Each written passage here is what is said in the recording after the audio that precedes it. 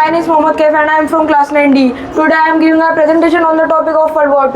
World War II में almost 60 million लोगों की डेथ हो गई थी एंड बहुत सारी बड़ी बड़ी कंट्रीज की इकोनॉमी तबाह हो गई थी। अब वर्ल्ड वॉर 2 का हमें सही से समझने के लिए हमें वर्ल्ड वॉर 1 के एंड में आना होगा।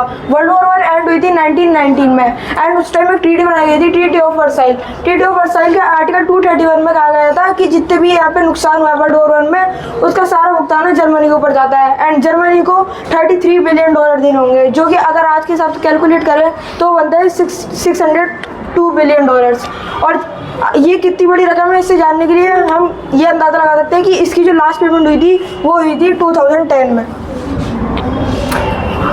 और ये जितना भी पैसा आता है ये आता है जर्मनी की जनता से। अब वो लेने के लिए वहाँ पे इन्फ्लेशन बहुत ज़्यादा बढ़ गई थी। अगर आप 1922 में जर्मनी में कोई ब्रेड लेते तो आपको पड़ती है वहाँ पे वो 160 मार्क्स की। मार्क जो है जर्मनी की करेंसी है एंड अगर आप वही ब्रेड 1923 में लेते तो आपको उसकी कॉस्ट पड़ी है 200 बिलियन मार्क्स। उस टाइम पे जनता को भड़काने के लिए कॉन्स्पिरेसी थ्योरी बनाई गई थी कि जो रशियन रिवॉल्यूशन हुआ था 1917 में वो भी जर्मनी के लोगों के द्वारा किया गया था। अब 1935 में जर्मनी का एक राज खुल गया जो कि दुनिया के सामने आ गया था कि जर्मनी अपने खुद की एयरफोर्स बना रहा है। अभी ये चौंकाने वाली चीज़ क्यों है? क्योंकि जो वो ट्रीटी ऑफ वर्साइल थी उसमें ये भी कहा गया था कि जर्मनी अपने कोई मिलिट्री नहीं रख सकता। और 1935 में ब्रिटेन के लोगों को जर्मनी में थोड़ा तरस आ गया तो उन्होंने जर्मनी के साथ एक ट्रीटी करी, एंग्लो जर्मन नेवल एग्रीमेंट, जिसके तहत कि अब जर्मनी अपनी नेवल फोर्स भी रख सकता है।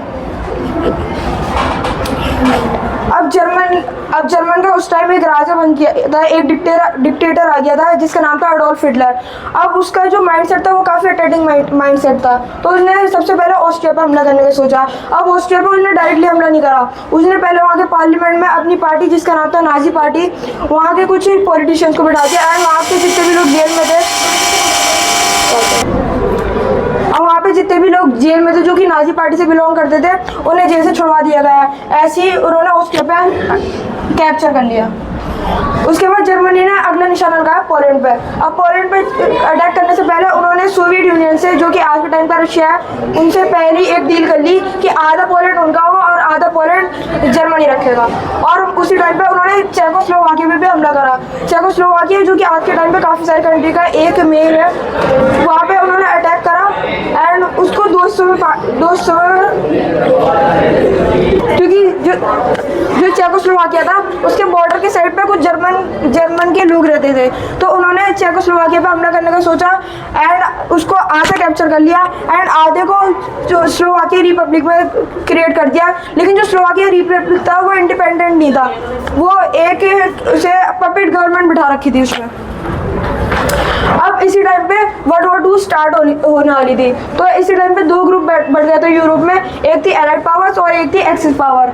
एक्सिस पावर में जो जर्मनी के साथ में थे लोग वो सारे कंट्री जैसे Germany, Italy, Japan, and allied power में UK, France, South Africa, New Zealand, Australia, Canada and थोड़े टाइम बाद यूएसए भी आ गई थी वर्ल्ड वॉर 2 में, क्योंकि जापान ने जो है वहाँ पर उस यूएसए के पहले हर बार बेस पे अटैक कर दिया था एंड फिर उसके बदले में यूएसए ने जो है हिरोशिमा और नागासाकी पे न्यूक्लियर बॉम्ब गिरा दिए थे। एंड रशिया भी थोड़े टाइम बाद, वो पहले एक्सिस ग्रुप में था लेकिन वो बाद में फिर एलाइड पावर में आ गया था। इसी बीच हिटलर की एक सीक्रेट स्ट्रेटेजी दुनिया के सामने आ गई थी जो कि थी ब्लिट्जक्रिग स्ट्रेटेजी। इसमें यह था कि जो जर्मन आर्मी थी वो जल्दी से जल्दी एनिमी के बेस पर अटैक करती थी एंड वो इसको जल्दी से जल्दी करने के लिए वो एक ड्रग्स भी लेते थे एंड वो जल्दी से जल्दी जाते थे अटैक करने। एंड फिर सारी जब एलाइड पावर ज़्यादा हो गई थी तो उन्होंने सबने मिलकर जर्मनी पर अटैक कर दिया एंड जर्मनी ने 1945 में सरेंडर कर दिया एंड 1945 में हिटलर ने अपने बंकर में सुसाइड कर ली थी। That's all, thank you.